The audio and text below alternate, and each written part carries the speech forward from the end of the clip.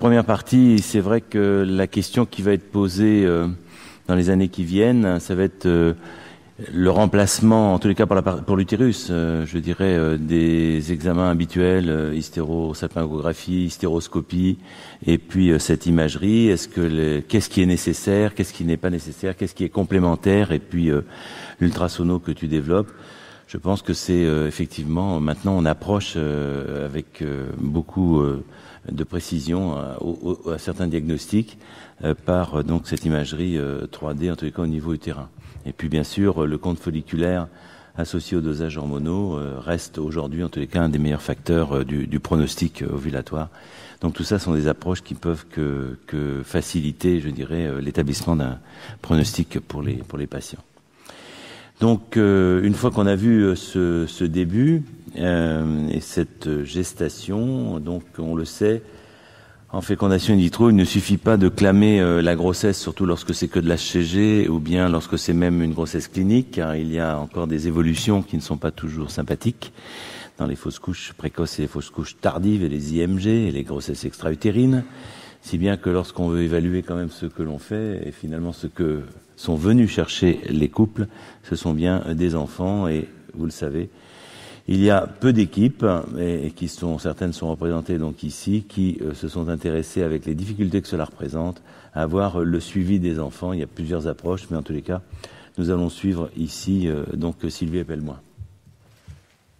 Merci René, merci au laboratoire Genévrier de me permettre de parler de ce suivi des enfants qui concerne 2 millions d'enfants dans le monde. Et on sait à l'heure actuelle, d'après le rapport de l'agence de 2006, qu'il y a un enfant sur 40 en France qui est né après MP, un enfant sur 105 né d'ICSI. Donc c'est une vraie problématique qui répond à diverses facettes. Je ferai seulement qu'effleurer certaines. Je m'impliquerai un petit peu plus dans d'autres. Donc les objectifs, est-ce qu'il y a des bénéfices, des effets délétères pour les couples, les enfants, la société, problèmes d'organisation, résultats, perspectives. Et je commence par les objectifs. Les objectifs, c'est bien sûr l'évaluation.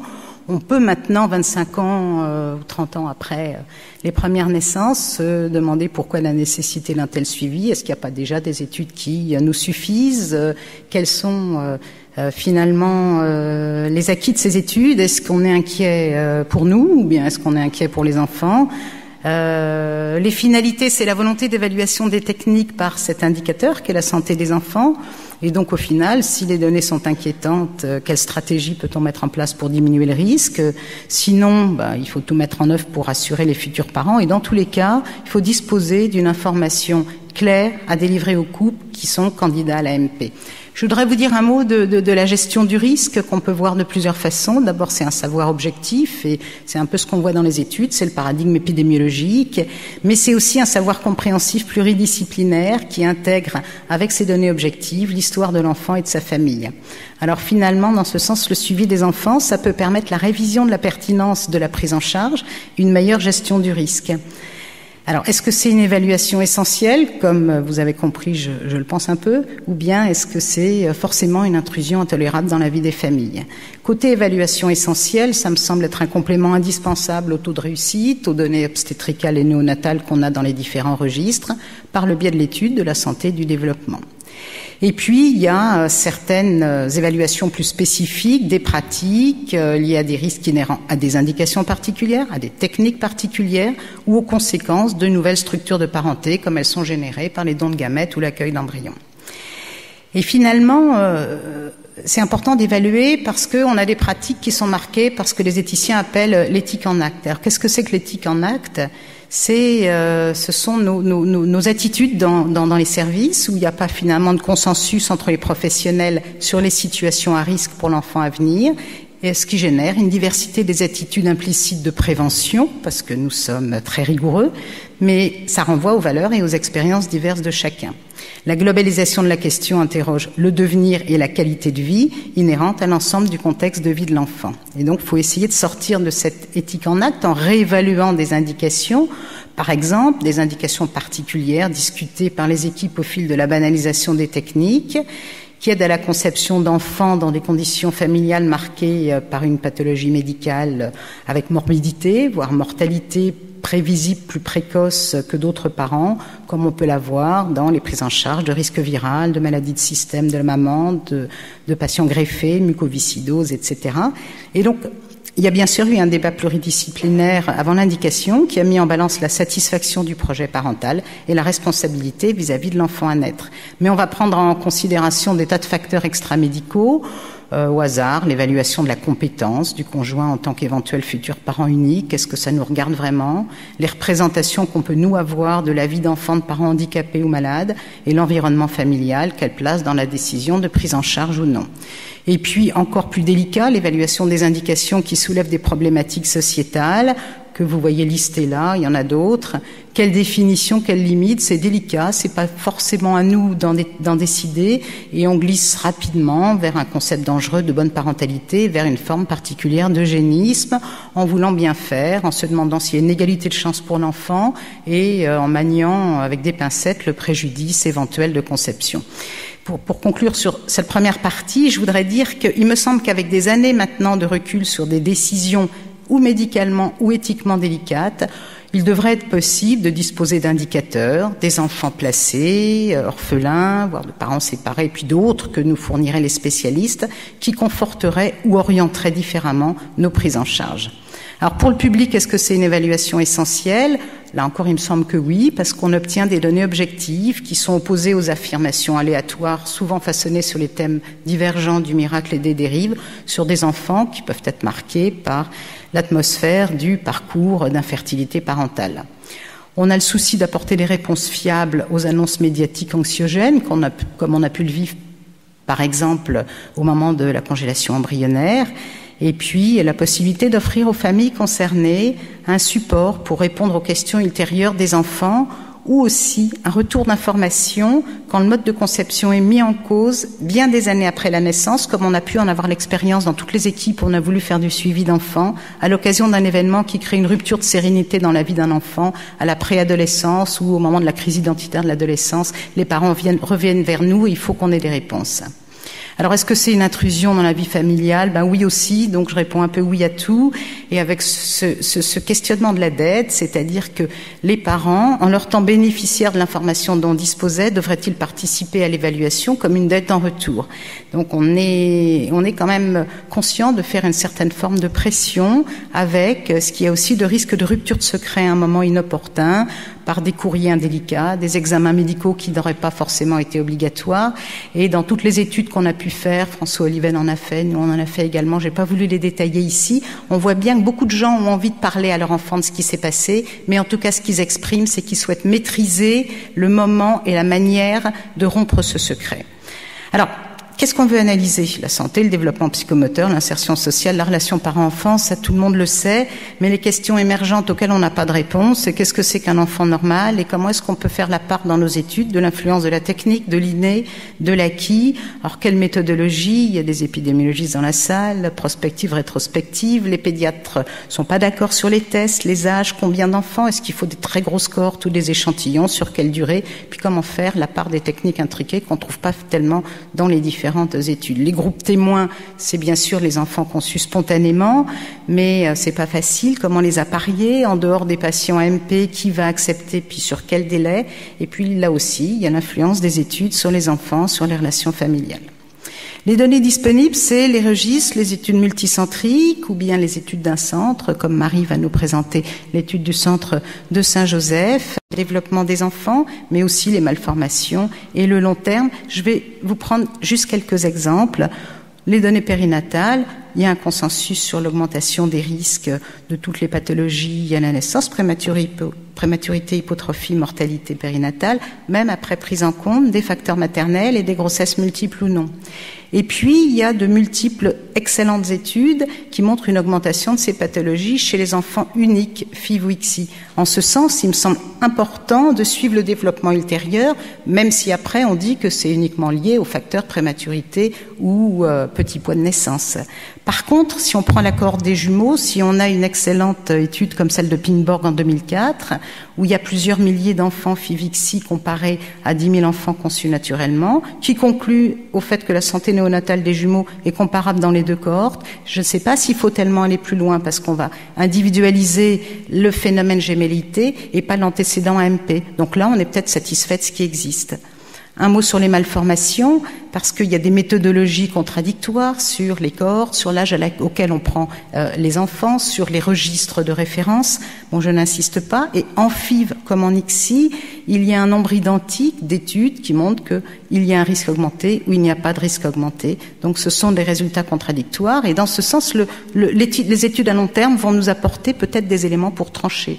J'en ai sélectionné une seule, celle de Belvin en 2006, qui compare 150 enfants uniques nés d'ICSI à plus de 32 semaines et un groupe témoin de recrutement scolaire à 8 ans.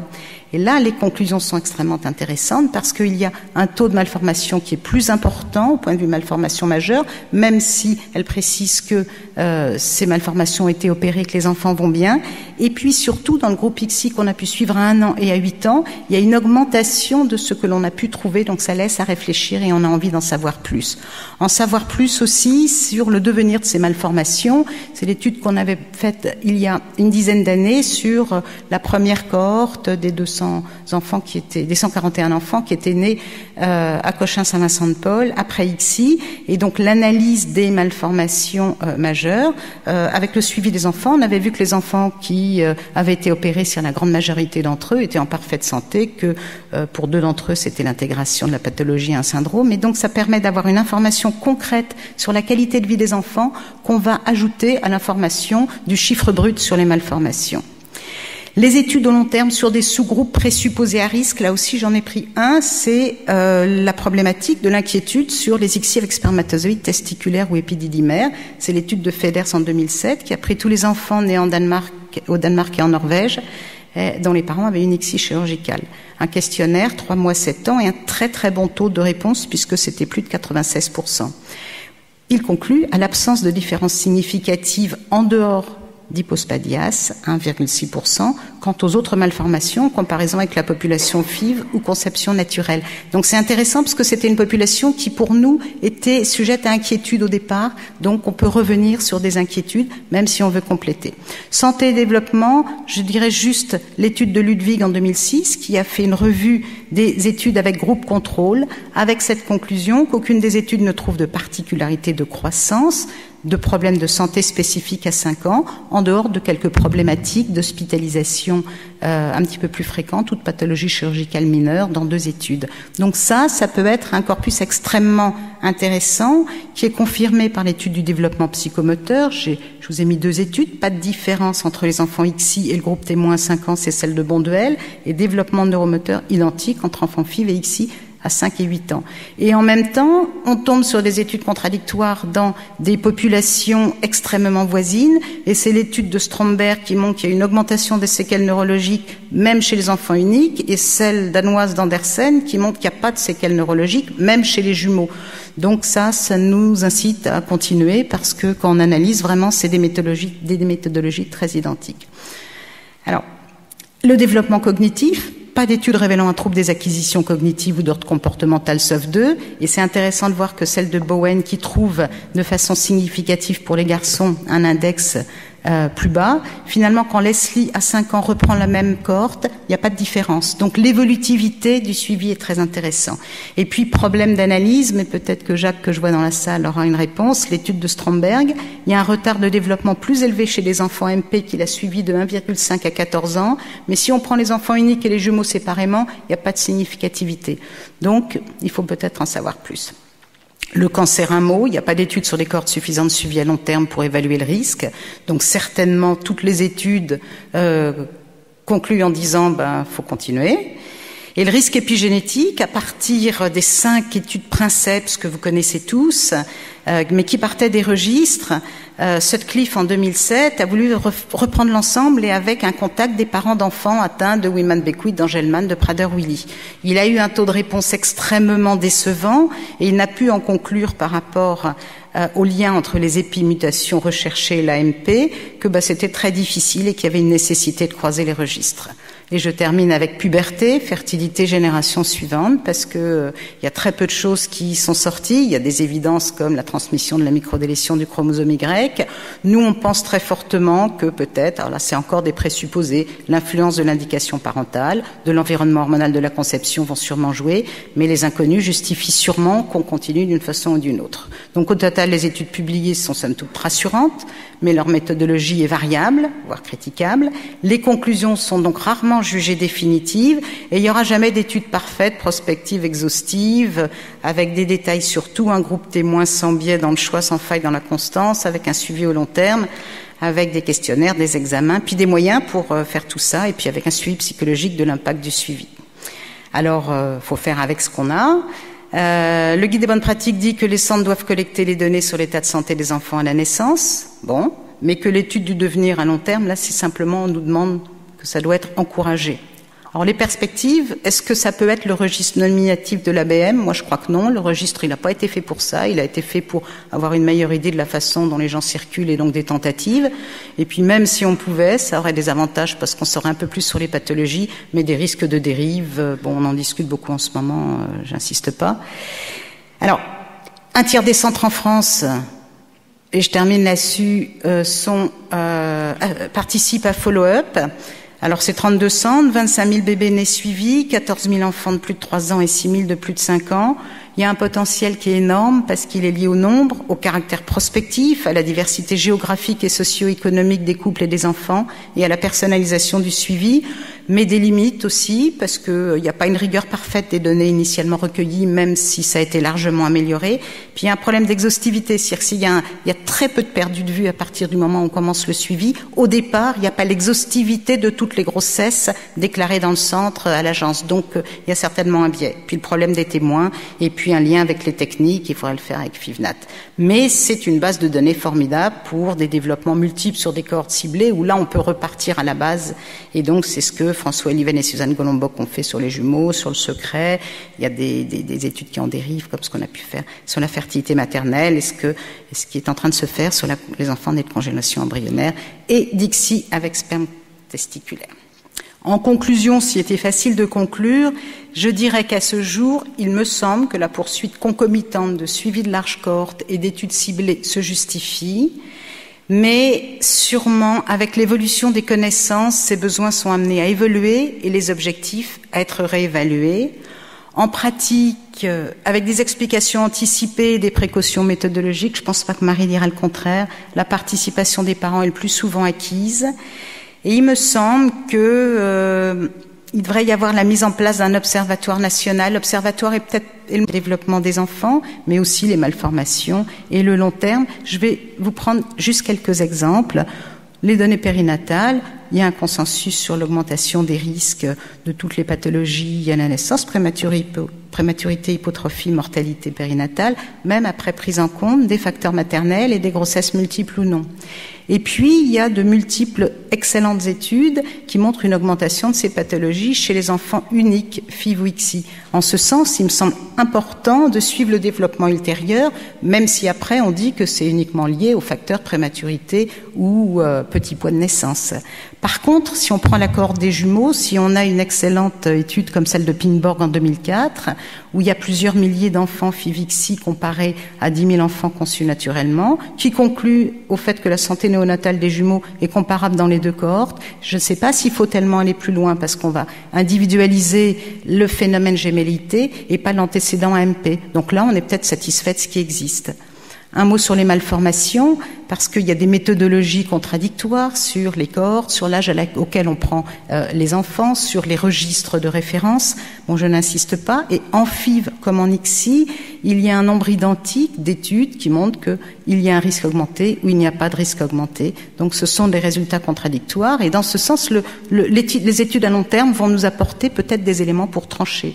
J'en ai sélectionné une seule, celle de Belvin en 2006, qui compare 150 enfants uniques nés d'ICSI à plus de 32 semaines et un groupe témoin de recrutement scolaire à 8 ans. Et là, les conclusions sont extrêmement intéressantes parce qu'il y a un taux de malformation qui est plus important au point de vue malformation majeure, même si elle précise que ces malformations ont été opérées, que les enfants vont bien. Et puis surtout, dans le groupe ICSI qu'on a pu suivre à 1 an et à 8 ans, il y a une augmentation de ce que l'on a pu trouver, donc ça laisse à réfléchir et on a envie d'en savoir plus. En savoir plus aussi sur le devenir de ces malformations. C'est l'étude qu'on avait faite il y a une dizaine d'années sur la première cohorte des 200 enfants des 141 enfants qui étaient nés à Cochin-Saint-Vincent-de-Paul après ICSI, et donc l'analyse des malformations majeures avec le suivi des enfants. On avait vu que les enfants qui avaient été opérés, sur la grande majorité d'entre eux, étaient en parfaite santé, que pour 2 d'entre eux c'était l'intégration de la pathologie à un syndrome, et donc ça permet d'avoir une information concrète sur la qualité de vie des enfants qu'on va ajouter à l'information du chiffre brut sur les malformations. Les études au long terme sur des sous-groupes présupposés à risque, là aussi j'en ai pris un, c'est la problématique de l'inquiétude sur les ICSI avec spermatozoïdes testiculaires ou épididymères. C'est l'étude de Feders en 2007 qui a pris tous les enfants nés au Danemark et en Norvège dont les parents avaient une ICSI chirurgicale. Un questionnaire, 3 mois, 7 ans, et un très très bon taux de réponse puisque c'était plus de 96%. Il conclut à l'absence de différences significatives en dehors d'hypospadias, 1,6%, quant aux autres malformations, en comparaison avec la population FIV ou conception naturelle. Donc c'est intéressant parce que c'était une population qui, pour nous, était sujette à inquiétude au départ, donc on peut revenir sur des inquiétudes, même si on veut compléter. Santé et développement, je dirais juste l'étude de Ludwig en 2006, qui a fait une revue des études avec groupe contrôle, avec cette conclusion qu'aucune des études ne trouve de particularité de croissance, de problèmes de santé spécifiques à 5 ans, en dehors de quelques problématiques d'hospitalisation un petit peu plus fréquentes ou de pathologie chirurgicale mineure dans 2 études. Donc ça peut être un corpus extrêmement intéressant qui est confirmé par l'étude du développement psychomoteur. Je vous ai mis 2 études, pas de différence entre les enfants ICSI et le groupe témoin à 5 ans, c'est celle de Bonduel, et développement neuromoteur identique entre enfants FIV et ICSI à 5 et 8 ans. Et en même temps, on tombe sur des études contradictoires dans des populations extrêmement voisines, et c'est l'étude de Stromberg qui montre qu'il y a une augmentation des séquelles neurologiques même chez les enfants uniques, et celle danoise d'Andersen qui montre qu'il n'y a pas de séquelles neurologiques même chez les jumeaux. Donc ça nous incite à continuer parce que quand on analyse vraiment, c'est des méthodologies très identiques. Alors, le développement cognitif, pas d'études révélant un trouble des acquisitions cognitives ou d'ordre comportemental sauf 2, et c'est intéressant de voir que celle de Bowen qui trouve de façon significative pour les garçons un index plus bas. Finalement, quand Leslie à 5 ans reprend la même cohorte, il n'y a pas de différence. Donc l'évolutivité du suivi est très intéressant. Et puis problème d'analyse, mais peut-être que Jacques, que je vois dans la salle, aura une réponse. L'étude de Stromberg, il y a un retard de développement plus élevé chez les enfants MP qu'il a suivi de 1,5 à 14 ans, mais si on prend les enfants uniques et les jumeaux séparément, il n'y a pas de significativité. Donc il faut peut-être en savoir plus. Le cancer, un mot, il n'y a pas d'études sur les cohortes suffisantes de suivi à long terme pour évaluer le risque. Donc certainement, toutes les études concluent en disant faut continuer. Et le risque épigénétique, à partir des 5 études Princeps que vous connaissez tous, mais qui partaient des registres, Sutcliffe en 2007 a voulu reprendre l'ensemble et avec un contact des parents d'enfants atteints de Wyman-Beckwith, d'Angelman, de Prader-Willi. Il a eu un taux de réponse extrêmement décevant et il n'a pu en conclure par rapport au lien entre les épimutations recherchées et l'AMP que c'était très difficile et qu'il y avait une nécessité de croiser les registres. Et je termine avec puberté, fertilité, génération suivante, parce que il y a très peu de choses qui sont sorties. Il y a des évidences comme la transmission de la microdélétion du chromosome Y. Nous, on pense très fortement que peut-être, alors là c'est encore des présupposés, l'influence de l'indication parentale, de l'environnement hormonal de la conception vont sûrement jouer, mais les inconnus justifient sûrement qu'on continue d'une façon ou d'une autre. Donc au total, les études publiées sont somme toute rassurantes, mais leur méthodologie est variable, voire critiquable. Les conclusions sont donc rarement jugées définitives et il n'y aura jamais d'études parfaites, prospectives, exhaustives, avec des détails sur tout, un groupe témoin sans biais dans le choix, sans faille dans la constance, avec un suivi au long terme, avec des questionnaires, des examens, puis des moyens pour faire tout ça, et puis avec un suivi psychologique de l'impact du suivi. Alors, faut faire avec ce qu'on a. Le guide des bonnes pratiques dit que les centres doivent collecter les données sur l'état de santé des enfants à la naissance, bon, mais que l'étude du devenir à long terme, là, c'est simplement, on nous demande que ça doit être encouragé. Alors les perspectives, est-ce que ça peut être le registre nominatif de l'ABM? Moi je crois que non, le registre il n'a pas été fait pour ça, il a été fait pour avoir une meilleure idée de la façon dont les gens circulent et donc des tentatives. Et puis même si on pouvait, ça aurait des avantages parce qu'on saurait un peu plus sur les pathologies, mais des risques de dérive, bon on en discute beaucoup en ce moment, j'insiste pas. Alors, un tiers des centres en France, et je termine là-dessus, participent à follow-up. Alors c'est 32 centres, 25 000 bébés nés suivis, 14 000 enfants de plus de 3 ans et 6 000 de plus de 5 ans. Il y a un potentiel qui est énorme parce qu'il est lié au nombre, au caractère prospectif, à la diversité géographique et socio-économique des couples et des enfants et à la personnalisation du suivi, mais des limites aussi parce qu'il n'y a pas une rigueur parfaite des données initialement recueillies, même si ça a été largement amélioré. Puis il y a un problème d'exhaustivité, c'est-à-dire qu'il y a très peu de perdu de vue à partir du moment où on commence le suivi. Au départ, il n'y a pas l'exhaustivité de toutes les grossesses déclarées dans le centre à l'agence, donc il y a certainement un biais. Puis le problème des témoins et puis un lien avec les techniques, il faudrait le faire avec FIVNAT. Mais c'est une base de données formidable pour des développements multiples sur des cohortes ciblées où là on peut repartir à la base et donc c'est ce que François Oliven et Suzanne Golombok ont fait sur les jumeaux, sur le secret. Il y a des études qui en dérivent comme ce qu'on a pu faire sur la fertilité maternelle et ce qui est en train de se faire sur les enfants nés de congélation embryonnaire et DICSI avec sperme testiculaire. En conclusion, s'il était facile de conclure, je dirais qu'à ce jour, il me semble que la poursuite concomitante de suivi de large cohorte et d'études ciblées se justifie, mais sûrement, avec l'évolution des connaissances, ces besoins sont amenés à évoluer et les objectifs à être réévalués. En pratique, avec des explications anticipées et des précautions méthodologiques, je ne pense pas que Marie dira le contraire, la participation des parents est le plus souvent acquise. Et il me semble que il devrait y avoir la mise en place d'un observatoire national. L'observatoire est peut-être le mot qui me vient, mais c'est